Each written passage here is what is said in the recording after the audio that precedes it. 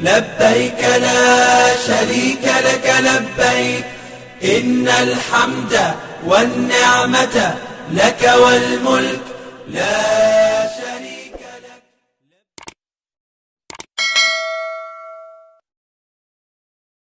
Hingga alhamdulillah di pagi ini setelah kita melaksanakan sholat subuh, ya, kita duduk sejenak untuk beristifadah, untuk melakukan muzakaratul ilm.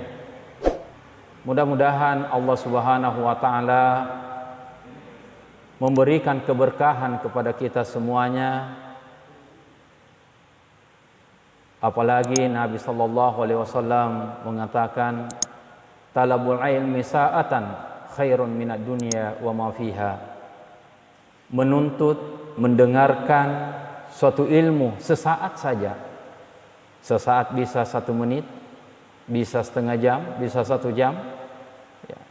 Yang jelas bahwa ada fatrah yang mana kita luangkan waktu kita untuk menuntut ilmu, pahalanya khairun minad dunya wa ma fiha, jauh lebih besar pahalanya dibandingkan dunia beserta isinya. Begitu pula tak lupa kita mengirimkan salawat dan salam kepada junjungan Nabi besar kita Muhammad sallallahu alaihi wasallam, Nabi yang diutus ke dunia ini sebagai rahmatan lil alamin. Sidang jamaah subuh yang dimuliakan oleh Allah Subhanahu wa taala, yang akan kita bahas pada kesempatan subuh ini, ya, kelanjutan daripada pembahasan kita sebelumnya, yaitu tentang sifat Allah Subhanahu wa taala. Dengan sifatnya inilah sehingga akan memberikan kepada kita suatu informasi tentang zatnya Allah Subhanahu wa taala. Karena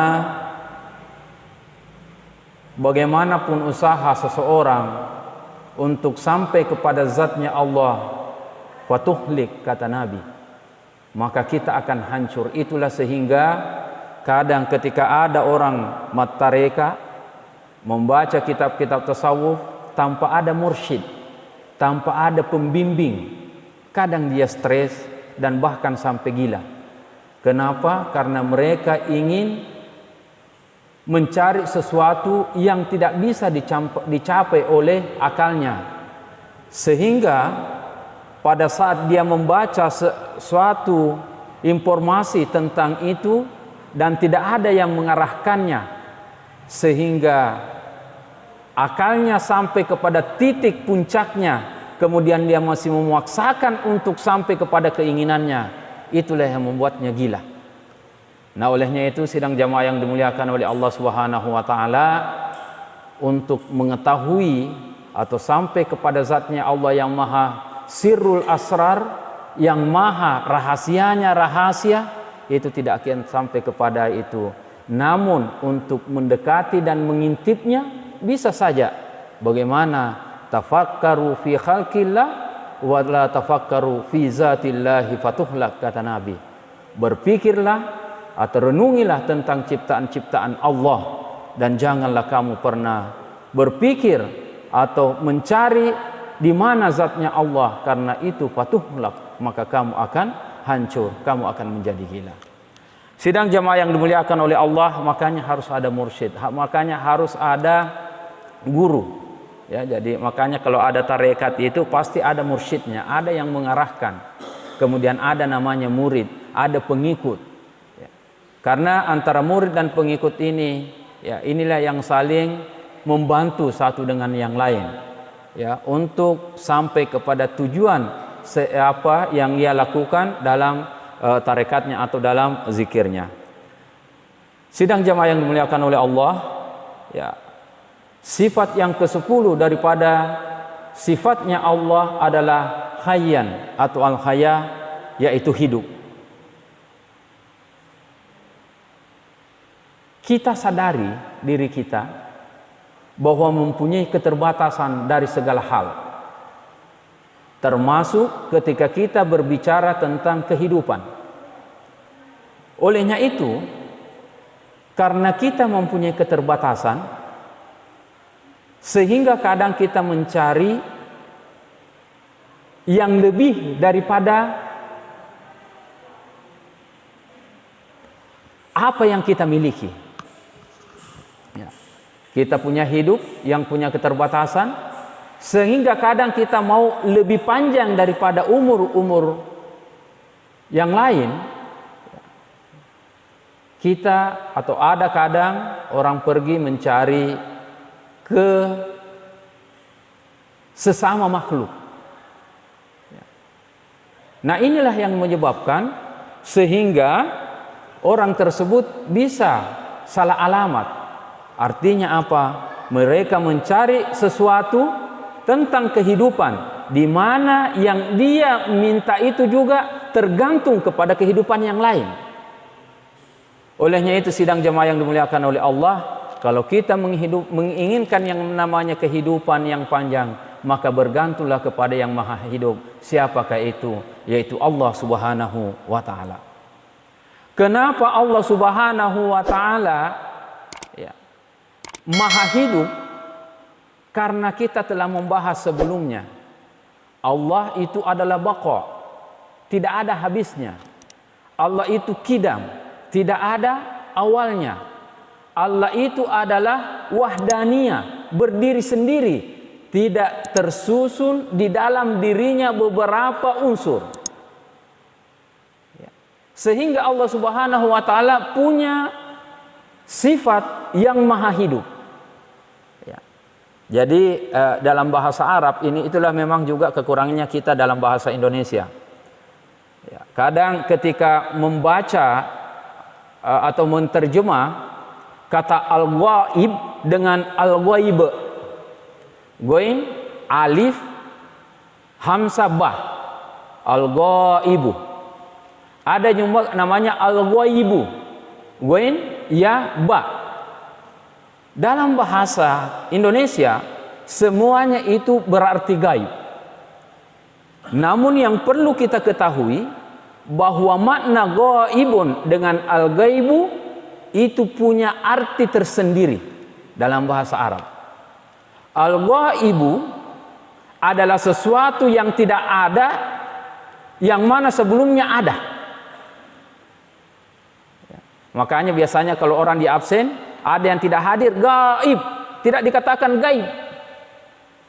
Kenapa? Karena sebelumnya selalu hadir, kemudian pada hari itu tidak ada, makanya disebut dengan al-ghaibu.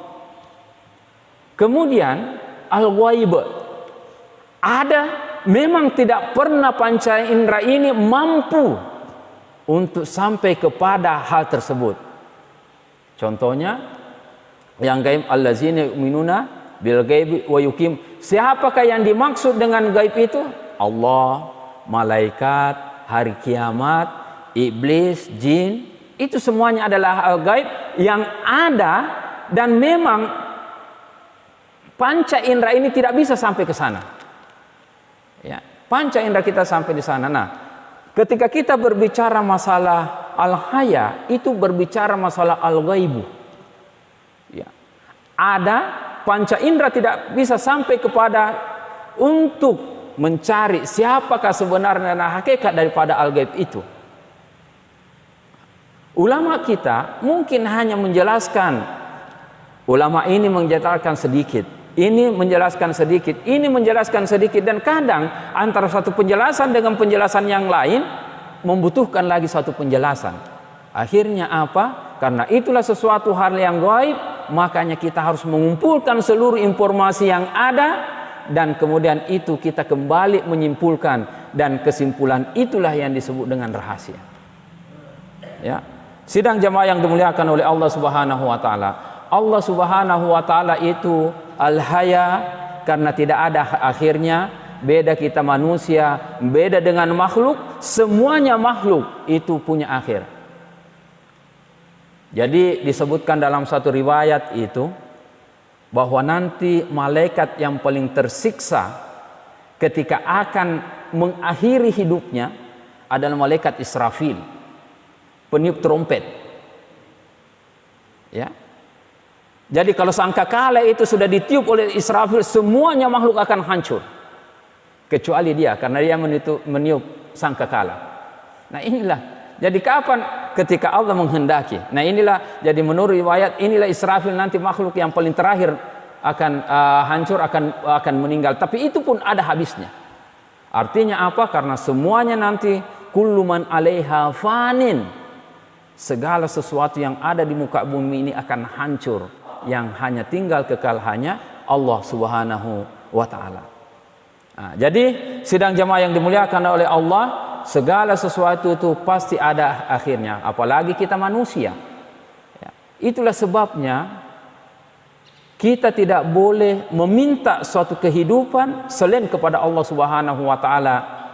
Karena bisa jadi yang kita tempati meminta itu pun pasti akan mati. Nah, untuk apa kita mengharap kepada Dia ketika memang Dia punya keterbatasan? Makanya mintalah kepada yang tidak punya batas. Kenapa Allah Subhanahu wa taala Al-Haya? Ya, hidup. Sebelumnya kita telah membahas tentang ahadiyah, wahdaniyah, sifat keesaan Allah, karena tidak tersusun dari beberapa unsur. Beda dengan kita manusia. Ada jasad, ada ruh, ada akal, ada hati, ada jiwa. Ya, karena adanya susunan dari beberapa unsur ini, ketika salah satu di antaranya hilang sudah. Bahkan kalau akal seseorang masih ada ruhnya, masih ada hatinya, masih ada jiwanya, ya masih ada jasadnya, tapi akalnya hilang. Kadang orang mengatakan tomatik joka-joka. Kenapa? Karena sudah tidak mempergunakan lagi akal sehatnya.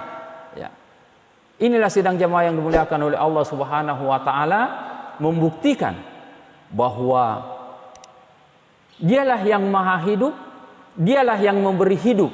Karena Dia yang memberikan hidup, maka marilah kita senantiasa meminta kepadanya, karena kepadanya lah insya Allah kita tidak akan pernah tersesat. Pasti kita akan punya ketergantungan, mulai daripada hidup kita, bukan saja di dunia, sampai di akhirat kelak kita akan senantiasa bergantung kepada Allah, karena Allah baqa, tidak ada habisnya, akan hidup selama-lamanya. Sidang jamaah yang dimuliakan oleh Allah Subhanahu wa taala, kemudian kehidupannya Allah Subhanahu wa taala itu sempurna. Tidak pernah sakit. Beda kita manusia. Ketika ada waktu-waktu tertentu itu mungkin kita sehat, tetapi hanya karena persoalan sedikit sakit kita. Kenapa? Karena kita memang tidak sempurna. Kita mempunyai kelemahan. Ya. Tadi saya coba-coba, biasanya kalau saya salat itu selalu di pinggir. Saya bilang, tapi karena alhamdulillah sudah ada duluan daripada saya menempati di situ, jadi saya di nomor 3. Ya, tawakal ala Allah. Ternyata bertawakal itu harus penuh perhitungan juga. Ya. Jadi pas saya kena AC, kena kipas. Waduh, ternyata mengganggu konsentrasi. Ya, kenapa? Karena mungkin ketahanan fisik karena sesuatu, ya, sehingga hanya karena seperti itu saja sehat dari rumah, tapi pas setelah kena angin, ya bisa langsung ada perubahan dalam kondisi fisik kita. Nah, oleh junya juga itu bertawakal itu harus juga punya perhitungan. Jangan bertawakal buta. Ya. Ternyata kita kan sudah bisa mengukur fisik kita bahwa kalau saya seperti ini akan seperti ini. Ya, sidang jemaah yang dimuliakan oleh Allah. Nah, apa yang ingin saya katakan bahwa kita punya kelemahan. Nah, kelemahan itu ya bisa kita mencoba untuk menghindarinya. Ya, jadi kita berpindah dari satu takdir ke takdir yang lain. Artinya apa? Kita tidak menolak itu, kita harus terima. Karena itulah keputusan dari Allah Subhanahu wa taala. Tapi sebelum menerima itu, berhitung dulu. Apakah kita mampu atau tidak? Ya, sidang jemaah yang dimuliakan oleh Allah Subhanahu wa taala, karena kita manusia mempunyai keterbatasan. Hidup kita manusia ini tidak sempurna. Beda dengan Allah Subhanahu wa taala. Karena Dialah yang menciptakan yang namanya penyakit, Dialah yang menciptakan yang namanya kesehatan, Dialah yang menciptakan yang namanya kekayaan, Dialah yang menciptakan namanya kemiskinan. Ya, karena Allah Subhanahu wa taala Maha sempurna, Makanya tidak boleh ada di dalam benak kita sedikit pun bahwa Allah itu mempunyai kekurangan. Kemudian yang kedua, bahwa Allah Subhanahu wa taala itu tidak pernah binasa dan tidak ada yang dapat membinasakannya. Beda dengan kita manusia. Banyak hal-hal yang bisa membinasakan kita. Itu tadi, kita sehat, tapi karena kena angin lebih daripada kemampuan fisik kita, sehingga kita menjadi binasa. Apa? Ya, ada perubahan di dalam diri kita. Yang namanya panas dingin itu sudah mulai ada kita rasakan, dan itu biasanya menimbulkan flu untuk tidak bersin-bersin. Ya, karena kita punya keterbatasan. Kita bisa dibinasakan. Siapa yang membinasakan? Ini belum Allah, baru ciptaannya. Baru sesama kita ciptaannya Allah Subhanahu wa taala. Mana lagi kalau kita lihat yang namanya corona bisa membinasakan orang. Mana lagi yang namanya bencana alam itu bisa membinasakan. Tetapi bagi Allah Subhanahu wa taala, apapun itu tidak ada yang bisa membinasakannya, karena yang namanya kebinasaan Allah lah penciptanya. Bagaimana caranya yang diciptakan akan merusak kepada penciptanya? Tidak mungkin. Itu hal yang mustahil, sidang jamaah yang dimuliakan oleh Allah Subhanahu wa taala. Nah, olehnya itu kita manusia harus mensucikan Allah. Ini lagi kalau kita berbicara masalah mensucikan Allah, pakanjaki ape jepungnya lorifang Allah Subhanahu wa taala dalam bahasa Arab minimal ada 3 yang kadang dalam bahasa Indonesia itu artinya semuanya maha suci. Apakah itu? Tanzih. Yang kedua subuhun. Yang ketiga kudusun. Coba cari dalam kamus bahasa Arab. Semuanya itu berarti mensucikan. Tanzih ini bersifat umum. Kemudian ketika kita membaca subuhun kudusun, kenapa? Karena kita ingin mensucikan Allah. Tetapi apa maksud dan perbedaan antara subuhun dan kudusun ini? Subuhun adalah mensucikan Allah dari segala kekurangan dan kelemahan. Itulah makna daripada fasabbih bismi rabbikal ladzi khalaq. Maka sucikanlah Allah. Ya. Iza jaa nasrullahi wal fath wa ra'aitan nas yadkhuluna fi dinillahi afwaja fasabbih.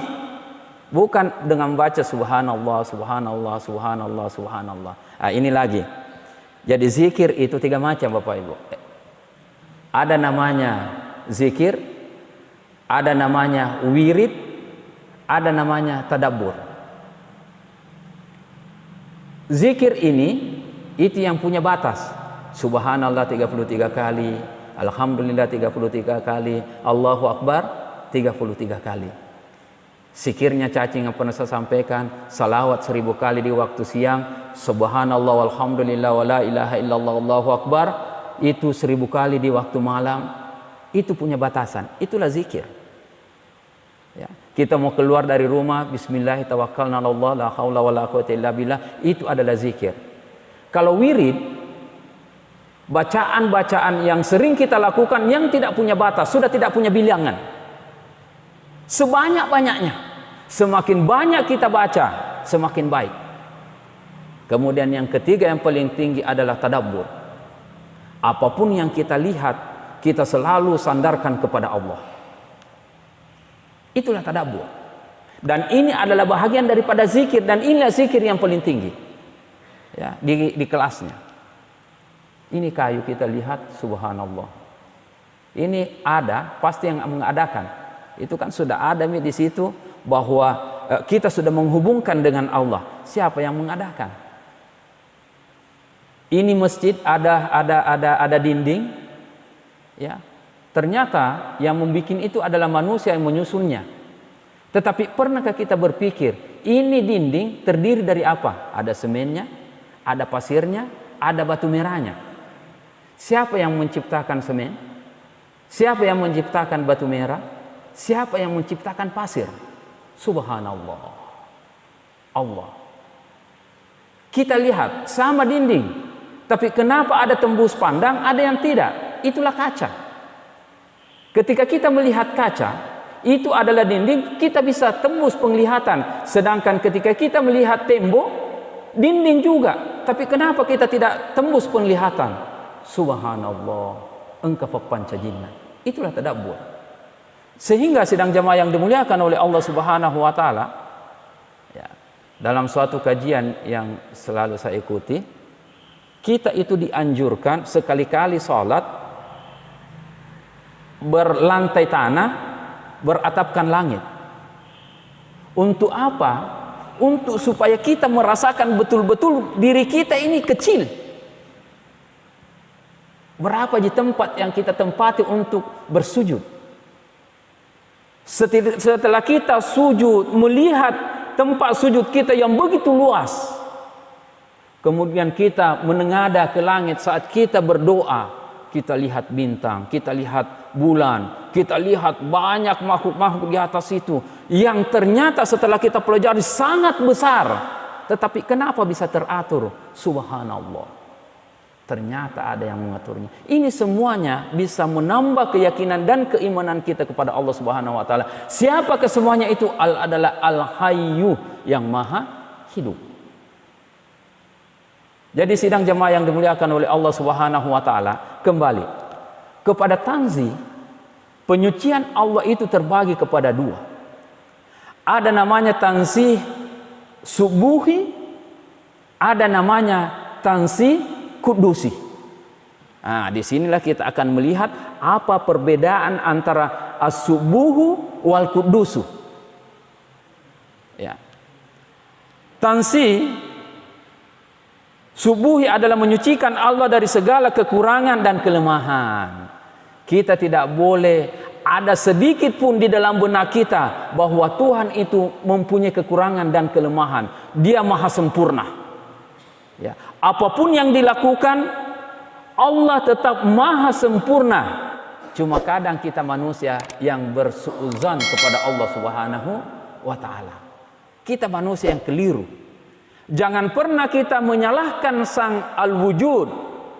Namun al-mawjudlah yang harus sadar, ternyata segala sesuatu yang ada itu ada yang mengaturnya. Dan yang mengaturnya itu adalah maha sempurna, yang tidak mungkin pernah salah dan keliru. Itulah sehingga kadang kita manusia mengatakan al-insanu mahallul khata'i wan nisyan. Manusia itu adalah tempatnya kesalahan dan kekhilafan. Bagaimanapun usahanya manusia untuk menyempurnakan suatu pekerjaan, pasti ada kesalahan dan kekeliruannya. Kita sudah berusaha semaksimal mungkin. Ternyata setelah kita kembali mencoba melihat, wah, kamu apa je kurang naik? Tambah lagi. Setelah itu tambah lagi, tak kapan sempurnanya? Nah, kalau kita tidak akan pernah menyadari bahwa kita manusia ini memang mempunyai keterbatasan, itulah yang menyebabkan kita tidak pernah puas. Itulah yang menyebabkan kita sudah punya harta sekian, mau lagi, mau tambah. Kenapa? Karena memang kita manusia mempunyai keterbatasan. Dan kita pasti tidak akan sampai kepada tingkat kesempurnaan, karena kesempurnaan itu hanya milik Allah Subhanahu wa taala. Kemudian yang kedua ada namanya tanzih kudusi. Jadi subuhi Allah jauh daripada kekurangan dan kelemahan. Kudusi adalah membersihkan pikiran kita, persepsi kita terhadap Allah Subhanahu wa taala ketika kita akan mencoba mendefinisikan tentang Allah. Kalau ada orang sudah berusaha ya, dengan bahasa yang begitu bagus, dengan kalimat yang begitu indah untuk memberikan penjelasan tentang Allah Subhanahu wa taala, apalagi tentang zatnya, itu kita pasti akan salah. Ya, olehnya itu kita harus menyucikan diri kita tentang persepsi kita, tentang pendefinisian kita terhadap Allah Subhanahu wa taala. Atau dengan kata lain, kudusi ini adalah tingkat idealisme kita dalam tingkat logika kita. Kalau subuhi dalam realitas kenyataan yang kita lihat. Ini semuanya harus kita sucikan. Ini harus kita semua jauhkan namun di balik itu kita harus meyakini bahwa Allah Subhanahu wa taala ada, dan inilah yang membuktikan bahwa kita mempunyai kelemahan. Ya, sidang jemaah yang dimuliakan oleh Allah Subhanahu wa taala. Nah, jadi disebutkan di dalam Al-Qur'an tentang bahwa Allah Subhanahu wa taala itu adalah hidup, ya, yang kadang kita jadikan sebagai baca-baca barakah. Kalau ada apa-apa kita baca apa itu? Ayatul Kursi. Allahu la ilaha illa huwal hayyu. Ya. Tuhan, Allahu la ilaha, Tuhan tiada Tuhan selain daripada Dia. Illa huwa al hayyul qayyum, yang maha hidup dan berdiri sendiri. La ta'khudhuhu sinatun wala naum, yang tidak pernah luput dan bahkan tidak pernah tidur. Kenapa disebutkan di sini tidak pernah tidur? Ya, karena sebagaimana yang kita ketahui bersama bahwa yang namanya tidur itu adalah mati kecil. Mati kecil.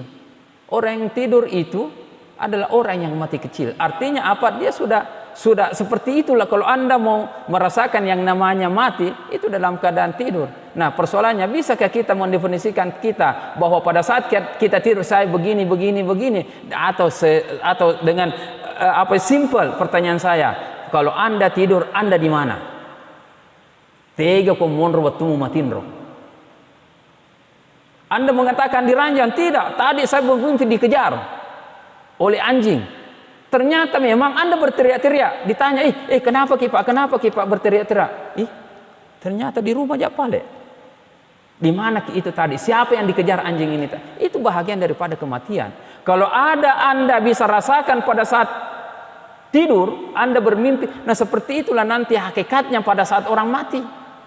Dia akan merasakan semuanya itu, dan yang merasakan itu hanya yang bersangkutan. Hanya yang bersangkutan. Olehnya itu, agar apa yang akan kita rasakan pada saat kita mati ini, persiapkanlah itu. Bekal yang tidak pernah basi. Apa? Takwa. Fakanjaki tepuk mulau rifang Allah Subhanahu wa taala. Fakanjaki apa jepumu lo rifang Allah Subhanahu wa taala. Bergantunglah kepada yang maha hidup, karena walaupun Anda mati nanti, Anda sudah meninggalkan dunia ini, Anda masih akan tetap bergantung kepada Allah Subhanahu wa taala. Sidang jemaah yang dimuliakan oleh Allah Subhanahu wa taala. Nah, karena kita mempunyai keterbatasan, kita mempunyai akhir, tempat kita di dunia ini pun akan kita berpindah ke tempat yang lain. Kalau kita tidak mau pindah, pasti akan dipindahkan. Nah, olehnya itu, karena kita akan dipindahkan dari dunia kita ini yang kita tidak tahu di mana nanti itu, maka bergantunglah kepada yang maha hidup. Karena Allah Subhanahu wa taala tidak pernah mati, dan bahkan jangankan mati lengah sedikit pun tidak pernah. Ya. Olehnya itu, sidang jemaah yang dimuliakan oleh Allah Subhanahu wa taala, sekali lagi, salah satu sifat bagi Allah Subhanahu wa taala yang perlu kita perbaiki pemahaman kita tentang Al-Hayyu ini. Kenapa? Itulah tadi. Karena mulai sekarang, mulai kita lahir sampai nanti di hari kemudian, kita akan bergantung kepadanya dengan sifat ini. Ya. Sidang jemaah yang dimuliakan oleh Allah Subhanahu wa taala. Nah, olehnya itu, ini juga salah satu zikir yang sering dibaca oleh salah satu ahli tarekat Asy-Syadziliyah di Mesir. Ya. Dia senantiasa membaca Ya Hayyu, Ya Qayyum, Ya Hayyu, Ya Qayyum 1000 kali dalam sehari. Ya. Sebagai tempat kebergantungan untuk menjaga keimanan, keyakinan mereka tentang yang maha hidup dan yang maha mengatur segala-galanya, yang berdiri sendiri. Makanya dia selalu membaca Ya Hayyu, Ya Qayyum, Ya Hayyu, Ya Qayyum. Dan ini barangkali juga kita bisa baca di waktu-waktu tertentu, dengan membaca ini. Karena insya Allah pada saat kita senantiasa membaca zikir ini, ya Hayyu ya Qayyum, ya Hayyu ya Qayyum, maka Allah Subhanahu wa taala akan menjaga kita. Bagaimanapun kuatnya pengaruh yang namanya penyakit, bala, wabah, kalau kita senantiasa berzikir membaca ya Hayyu ya Qayyum ini, maka insya Allah Allah akan menjauhkan kita dari segala cobaan yang ada di dunia ini. Dan insya Allah setelah kita meninggalkan dunia, masuk ke alamul kubur sampai hari kemudian nanti, maka Allah pun akan senantiasa mengingat kita. Dan ingat, ketika Allah sudah senantiasa mengingat kita, maka itu adalah merupakan tanda-tanda bahwa kita akan mendapatkan keselamatan di dunia dan sampai di akhirat kelak. Ini barangkali yang sempat saya sampaikan. Sekian, wassalamualaikum warahmatullahi wabarakatuh.